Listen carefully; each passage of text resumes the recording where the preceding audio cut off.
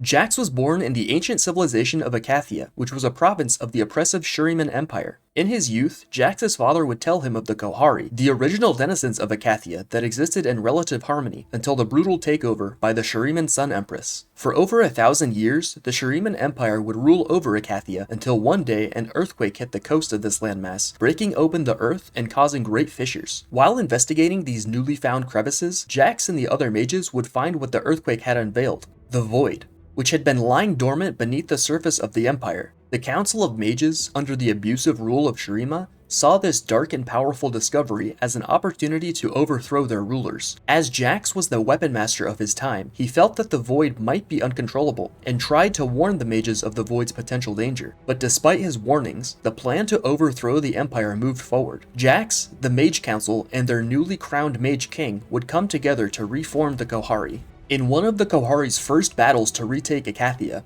Jax was able to kill one of the Shuriman Emperor's god warriors, also known as an Ascended. This was a big deal to the ragtag army of the Kohari rebellion, encouraging them to push forward, further into enemy lines. With an army of over 10,000 soldiers, the Kohari began using the ancient structures of the previously destroyed civilization to craft armor, weapons, and shields to aid them in the fight to come. Although this small group of Kohari paled in comparison to the over 150,000 soldier army of the Shuriman Empire, this did not dissuade the rebellion, and they marched ahead, continuing to conceal their secret weapon until the perfect opportunity would present itself. As the massive Shuriman army, along with their 9 remaining god warriors, steadily marched towards the Kohari rebellion, the final battle would begin. The Kohari fought recklessly, killing every Shuriman soldier that they came into contact with, until eventually the Shuriman began to fold, and the weaker soldiers began to run away in fear. As the Kohari chased their retreating enemies, they became overly ambitious, and as the remaining Shuriman god warriors began to enter the field, many of the Kohari forces were killed almost instantly. Jax calls to his men to fall back to the walls of their ancient cities. With the tides of war turning against them, the Kohari priests knew that now was the time to unleash the Void upon their enemies. As they reveal the Void, swirls of purple and blue energy erupt into the sky, knocking everyone to the ground. An unimaginable horror has been unleashed upon the world.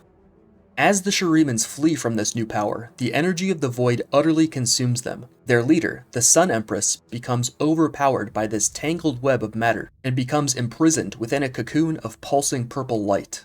For the moment, the Kohari had won the war against the Shuriman Empire. However, as the Void continued to consume the Shuriman soldiers, it also began to grow, expand, and began sundering the very earth beneath their feet. As the land began to change and the structures became consumed by the Void, Jax would leave this world behind. He attempted to reason with some of his brothers in arms that Icathia was destroyed beyond repair, but they insisted that although Icathia was in ruins, this was their home, and this is where they belonged.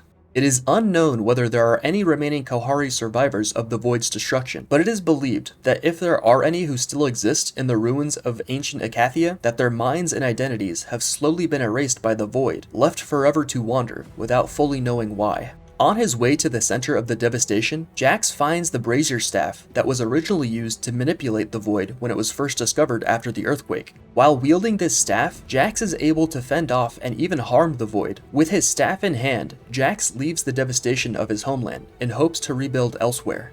Jax would become a nomad of sorts, wandering throughout the desert and into the unknown world. Now several thousand years old, Jax has greatly outlived his people's average life expectancy, perhaps attributed to the same powers within the staff which held off the Void. However, as Jax explored further from his lost homeworld of Icathia, the flame from his staff became smaller. This signaled to Jax that he was not yet finished with the Void, and he knew that eventually one day he would have to return to his homeland to confront this entity once more.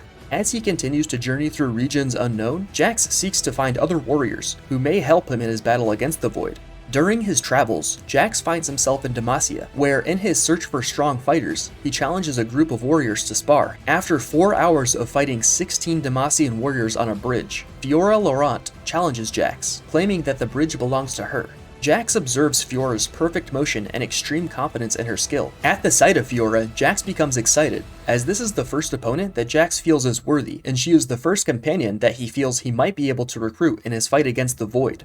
Although Jax is a bit of an obscure character, I do think that there is a high possibility that we will meet him during the events of the Riot MMO. Maybe he'll try to recruit us to help him fight against the Void and rebuild Icathia, or maybe we'll even go through a Caverns of Time scenario where we'll be able to relive the last moments of the Gohari Rebellion.